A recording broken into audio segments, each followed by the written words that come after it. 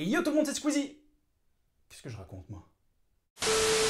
Et salut à toutes et à tous et bienvenue dans ce nouvel épisode de On en parle où on discute de sujets liés à l'électronique et à la réparation. Aujourd'hui, on va un peu sortir des sentiers battus, je vais me faire l'avocat du diable et on va regarder un peu qu'est-ce qui peut être bon à la non-réparabilité de certains appareils électroniques. Parce qu'en effet, jusque-là, j'ai toujours un peu jugé la non-réparabilité des choses comme étant un peu problématique et quelque chose de mauvais. Mais c'est parfois plus complexe que ça. Et c'est ce qu'on va voir tout de suite. En effet, il y a pas mal d'avantages à la non-réparabilité et j'en profite moi-même. Par exemple, l'appareil avec lequel j'ai écrit cet épisode, c'est un iPad Air 2. Contrairement à l'iPad Air 1 ou à l'iPad 5, que j'ai d'ailleurs réparé récemment, allez voir la vidéo, elle est cool. Eh bien, l'écran de l'iPad Air 2 et de l'iPad 5 par exemple fonctionnent différemment. L'iPad 5, lui, il a une vitre qui est séparée, donc la vitre tactile est séparée de l'écran LCD. Alors que l'iPad Air 2, que j'utilise, ou encore plus récemment l'iPad Air Pro, ont un écran qu'on va dire laminé, c'est-à-dire que la vitre tactile et l'écran LCD, ou parfois sur d'autres types d'écrans, un écran OLED par exemple, sont collés entre eux. Alors ça, qu'est-ce que ça apporte? C'est que l'écran laminé, il est plus précis. Les pixels de l'écran sont beaucoup plus proches de l'utilisateur et quand on touche l'écran, on a vraiment l'impression de toucher l'écran, de toucher les pixels.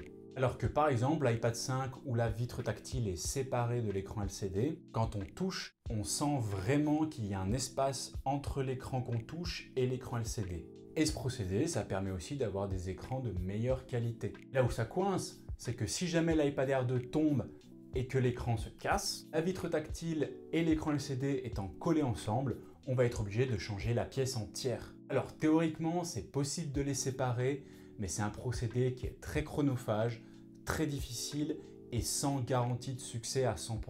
Mais sur l'iPad 5, si jamais la vitre se casse, et ben du coup, on va seulement changer la vitre parce que l'écran LCD qui est dessous sera sans doute en bon état. Il peut être cassé, attention, ça peut arriver. Mais si c'est seulement la vitre tactile, on peut changer la vitre tactile, alors que sur l'iPad Air 2 ou l'iPad Pro, par exemple, il faut tout changer. Et du coup, ça fait des économies gigantesques. Regardez par exemple, une vitre tactile d'un iPad 5, ça coûte tout au plus 40 €. Alors que la vitre tactile plus l'écran LCD qu'on va devoir changer, parce que c'est un ensemble, pour un iPad Air 2, coûte au plus 190 €. Et tout ça, en sachant que l'iPad Air 2 est sorti en 2014, fin 2014, et que l'iPad 5 est sorti début 2017. Donc l'iPad Air 2 est sorti 3 ans avant l'iPad 5, mais la réparation de son écran coûte presque 5 fois plus cher.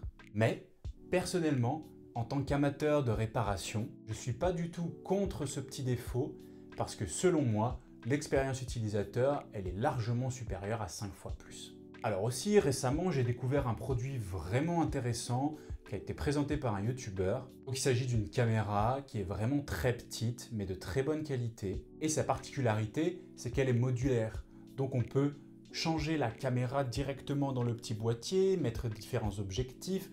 Enfin, ce genre de choses, ça veut dire que le constructeur peut sortir petit à petit ces différentes caméras. Enfin, je ne sais pas exactement comment fonctionnent les caméras de manière générale, ça se trouve je dis des bêtises, mais en gros ce que ça fait c'est que ce sera adaptable à énormément de choses et c'est dans un espace qui est vraiment très petit. Et donc ça c'est rendu possible seulement par le fait que ce petit objet soit pas vraiment réparable. Enfin c'est possible mais c'est très difficile. Ensuite, si je retourne du côté un peu d'Apple, il y a tout simplement l'Apple Watch par exemple. L'Apple Watch qui est très difficile à réparer. Et ça, simplement pour une raison d'étanchéité. La montre d'Apple, elle est tout à fait étanche et donc ça veut dire que l'écran, il est maintenu par énormément d'adhésifs qui sont très difficiles à retirer. Ces adhésifs vont permettre à l'eau de ne pas pénétrer l'appareil, mais ça va vous empêcher à vous de pénétrer à l'intérieur de l'appareil quand vous voudrez faire par exemple une réparation. La non-réparabilité, c'est aussi parfois une batterie beaucoup plus difficile à retirer que les appareils sortis précédemment. Et ça a un côté positif parce que ça permet d'affiner les appareils, de les rendre plus petits et ça permet parfois aussi d'avoir de meilleurs coups. Ça, la plupart de nos téléphones en sont victimes et également des ordinateurs comme par exemple un ancien MacBook qui permettait directement d'accéder à la batterie avec un petit clip directement en retournant l'ordi. On avait juste à décaler un coup comme ça et on pouvait directement interchanger des batteries. C'était très simple. Je vous parle de ça, c'était il y a quand même quelques années, une dizaine d'années à peu près. Mais ensuite, ils ont sorti un nouveau MacBook qui était le MacBook Air justement. Et là, pour changer la batterie, il fallait un tournevis, retourner l'ordinateur, enlever les vis derrière le boîtier, retirer le boîtier et retirer la batterie qui était tenue par des vis. Et ça a permis simplement de rendre l'ordinateur beaucoup plus fin. Le MacBook Air qui était pour le coup au moins 3 fois plus fin que son prédécesseur. On va clairement parler d'innovation. Mais lorsque par exemple Apple décide de coller la batterie derrière le boîtier plutôt que de la visser et que ça rend pas du tout l'ordinateur plus fin, ici on voit clairement que l'entreprise tente de faire tout pour que l'utilisateur lambda ne répare pas lui-même, ne change pas lui-même la batterie, et ça c'est très regrettable. Et c'est selon moi un retour en arrière. Donc pour terminer, je dirais que la non-réparabilité, c'est parfois pas une mauvaise chose, seulement si ça sert l'innovation positive. Évidemment, dans toutes les choses que j'ai citées là, les réparations ne sont jamais totalement impossibles, quoique parfois ça arrive, mais elles sont très difficiles. Vous aurez bien sûr remarqué qu'aujourd'hui ça va pas trop dans ce sens-là, et que de plus en plus, on a des appareils que l'utilisateur lambda ne peut pas réparer. Moi-même, je suis un peu peut-être coupable de ça parce que j'achète toujours des appareils qui ne sont pas à 100% réparables, mais de mon côté, je fais toujours ce qu'il faut pour apprendre comment réparer certaines choses sur justement l'appareil que je viens d'acheter pour pouvoir le faire moi-même. Mais il faut se renseigner obligatoirement. Bien sûr, le but, c'est quand même de fabriquer des appareils qui soient un minimum réparables et qui soient aussi un minimum abordable pour l'utilisateur lambda et abordable financièrement.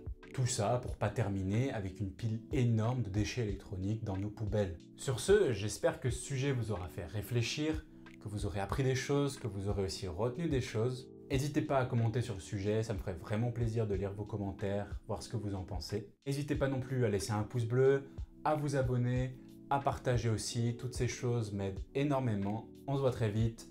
Ciao!